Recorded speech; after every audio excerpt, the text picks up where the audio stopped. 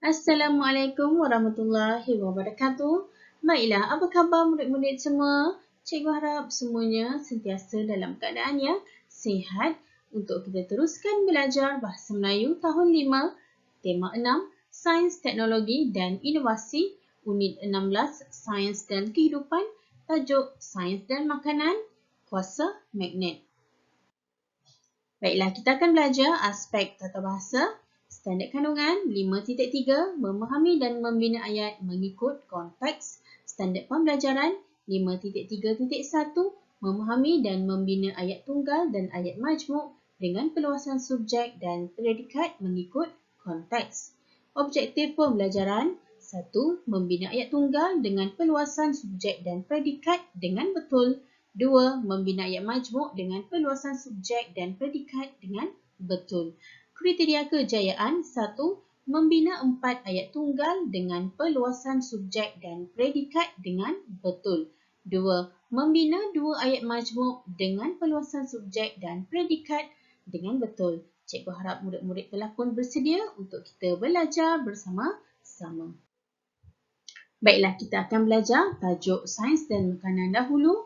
Kita akan mempelajari ayat tunggal dengan perluasan subjek dan predikat, iaitu ayat yang menerima penambahan unsur pada subjek atau predikat ayat. Baik, ini merupakan ayat tunggal dengan perluasan subjek dan predikat. Kita lihat contoh ayat tunggal. Ros memasak hidangan. Ros ini merupakan subjek, memasak hidangan merupakan predikat. Ini merupakan ayat tunggal. Dia mesti ada subjek dan juga predikat. Kita lihat di bawah. Ros bertanggungjawab untuk memasak hidangan makan malam. Ayat ini merupakan ayat tunggal dengan perluasan subjek dan predikat. Mari kita memahami lagi. Ros merupakan subjek ayat. Bertanggungjawab untuk ini ialah perluasan bagi subjek. Memasak hidangan ialah predikat. Makan malam merupakan perluasan bagi predikat. Jadi, ayat penuhnya Ros bertanggungjawab untuk memasak hidangan makan malam. Baik, kita lihat contoh di bawah ini. Ayat tunggal dengan perluasan subjek. Perluasan subjek ya yang di depan ayat. Suzy yang cantik itu menyanyi lagu. Suzy yang cantik itu menyanyi lagu. Ini merupakan ayat tunggal perluasan subjek. Perluasan subjeknya yang cantik itu. Baik, yang kedua, Lisa amat suka mendengar radio. Lisa amat suka mendengar radio. Perluasan subjek ialah amat suka. Baik, kita lihat di sebelah. Ayat tunggal dengan perluasan predikat. Predikat di bahagian hujung. Subjek di bahagian awal, predikat di bahagian hujung. Kita lihat contoh. Nikun menendang bola di padang. Nikun menendang bola di padang. Di padang merupakan perluasan predikat. Ya. Nombor 2, Jungkook bersenam di gimnasium. Jungkook bersenam di gimnasium. Ya, gimnasium ini merupakan perluasan predikat. Dia berada di hujung. Cikgu harap murid jelas dengan ayat tunggal dengan perluasan subjek dan predikat. Baik, sekarang kita akan membaca dan memahami petikan di bawah ini. Bertajuk Sains dan Makanan. Baca bersama-sama cikgu. Keluarga Farisha sedang menjamu selera. Makanan yang dihidangkan sungguh lazat. Adik kecil manja tidak suka makan ulam. Ulam itu rasanya pahit. Encik Farid pula cuba merasa tapai. Tapai itu rasanya sangat manis. Oleh sebab hendak menjaga kesihatan, Encik Farid makan sedikit sahaja. Farisha pula gemar minum jus oren segar. Minuman itu rasanya sedikit masam. Jus oren baik untuk kesihatan kerana kaya dengan vitamin C. Encik Farid menjelaskan bahawa makanan dan minuman harian terdiri daripada bahan-bahan berasid, beralkali dan neutral. Badan memerlukan semua unsur itu. Asid lebih bersifat masam dan menghakis. Alkali pula rasanya pahit, manakala bahan neutral pula beraneka rasa seperti masin, manis dan tawar. Puan Faizah sungguh pandai memasak makanan. Juadah mereka beraneka rasa. Farisha sedar sifat bahan pelbagai masakan ibunya membuatkan rasa masakan sedap. Puan Faizah mengutamakan makanan seimbang. Makanan seimbang akan menyihatkan badan. Baiklah murid-murid, di dalam petikan sains dan makanan ini terdapatnya ayat tunggal dengan perluasan subjek dan predikat. Baik, kita teruskan. Sekarang kita akan membina ayat tunggal dengan perluasan subjek. Ini merupakan ayat daripada petikan tadi. Yang pertama, ayat tunggal, keluarga Farisha sedang menjamu selera. Ini merupakan ayat tunggal. Terdapatnya subjek dan juga predikat. Jadi, kita perlu membina ayat tunggal dengan perluasan subjek. Keluarga, subjek, kita tambah perluasan subjek bahagia. Farisha sedang menjamu selera. Yang kedua, makanan yang dihidangkan sungguh lazat. Jadi, ayat tunggal dengan perluasan subjek. Makanan tengah hari yang dihidangkan sungguh lazat. Kita tambah perluasan subjek tengah hari. Baik, yang ketiga. Adik tidak suka makan ulam. Ini merupakan ayat tunggal dan kita tambah dengan perluasan subjek. Adik kecil tidak suka makan ulam. Jadi, perluasan subjek kita tambah kecil. Yang keempat, ulam itu rasanya pahit. Ini ayat tunggal. Ayat tunggal dengan perluasan subjek, ulam pegaga itu rasanya pahit. Kita tambah perluasan subjek pegaga. Baik murid-murid, ini ayat tunggal dengan perluasan subjek. Sekarang kita membina ayat tunggal dengan perluasan predikat. Kita tambah perluasan predikat di dalam ayat tunggal. Baik, contoh yang pertama.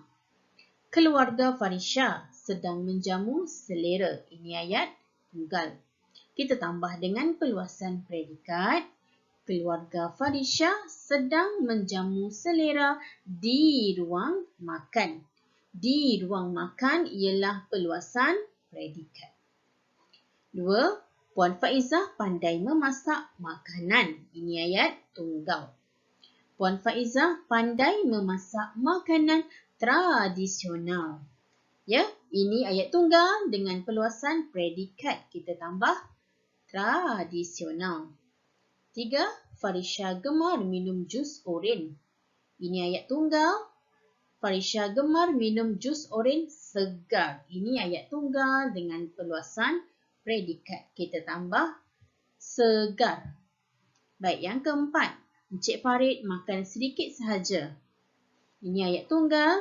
Encik Farid makan sedikit sahaja demi menjaga kesihatan. Ini merupakan ayat tunggal dengan perluasan predikat. Predikatnya demi menjaga kesihatan. Baik, cikgu harap murid-murid jelas dengan ayat tunggal dengan perluasan subjek dan predikat. Baik, sekarang kita akan belajar tajuk yang kedua iaitu kuasa magnet. Tajuknya ayat majmuk dengan perluasan subjek dan predikat. Tadi kita belajar ayat tunggal, sekarang kita belajar ayat majmuk. Terdiri daripada ayat-ayat mengalami perluasan dengan unsur kata hubung gabungan, relatif, komplement dan keterangan pada subjek dan predikat ayat. Contoh ayat majmuk. Gio memasak lauk pauk.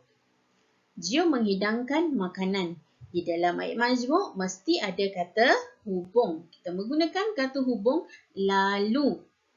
Jadi, Gio memasak lauk pauk lalu menghidangkan makanan. Cikgu percaya murid-murid telah pun biasa menulis ayat majmuk. Jadi sekarang kita lihat di bawah ayat majmuk perluasan subjek. Ayat majmuk perluasan subjek. 1. Suzy melipat baju. 2. Lisa melipat baju. Ayat majmuk tadi mesti ada kata hubung. Suzy dan Lisa melipat baju. Ini merupakan ayat majmuk perluasan subjek. Ayat majmuk perluasan predikat pula. 1. Nikun bermain bola di padang. 2. Jungkook bersenam di gimnasium. Kita mestilah menggunakan kata hubung. Di sini kita gunakan kata hubung manakala menjadikan ayat Nikun bermain bola di padang manakala Jungkook bersenam di gimnasium. Baik, ini ayat majmuk perluasan predikat. Cikgu harap murid-murid jelas dengan ayat majmuk ini. Seterusnya, kita akan membina ayat majmuk dengan perluasan subjek dan predikat. Tajuk maklumat ini ialah kuasa magnet. Sejak pagi, Ibu Farisha masih mencari sebatang jarum yang terjatuh di atas permaidani. Farisha membantu ibunya. Ya, Ibu Farisha dia mencari sebatang jarum yang terjatuh di atas permaidaninya. Jadi, Farisha membantu ibunya. Kita lihat yang pertama. Puan Faiza mencari sebatang jarum yang tercicir di atas permaidani. 2. Farisha mencari sebatang jarum yang tercicir di atas permaidani. Baik, untuk ayat majmuk kita menggunakan kata hubung dan. Ayat majmuk perluasan subjek. Puan Faiza dan Farisha mencari sebatang jarum yang tercicir di atas permaidani. Ya, ini merupakan ayat majmuk perluasan subjek menggunakan kata hubung dan. Baiklah, seterusnya. Puan Faiza masih gagal menjumpai jarum itu. Puan Faiza mencari jarum itu dengan kanta pembesar. Kita gunakan kata hubung walaupun. Menjadikan ayat majmuk perluasan predikat. Puan Faiza masih gagal menjumpai jarum itu walaupun beliau mencarinya dengan kanta pembesar. Baiklah, ini merupakan ayat majmuk dengan perluasan subjek dan predikat. Mari kita teruskan. Ya, sekarang kita akan bina lagi ayat majmuk dengan perluasan subjek dan predikat. 1. Farisha teringat akan manfaat kuasa magnet. 2. Farisha baru belajar tentang magnet. Di sini kita menggunakan kata hubung yang. Jadi, ayat majmuk perluasan subjek. Farisha yang baru belajar tentang magnet teringat akan manfaat kuasa magnet. Ya, ini merupakan ayat majmuk perluasan subjek. Baik, kita teruskan di bawah. 1. Farisha menjelaskan sesuatu. 2. Jarum itu boleh dijumpai dengan menggunakan magnet yang dilekatkan pada kereta kawalan jauh.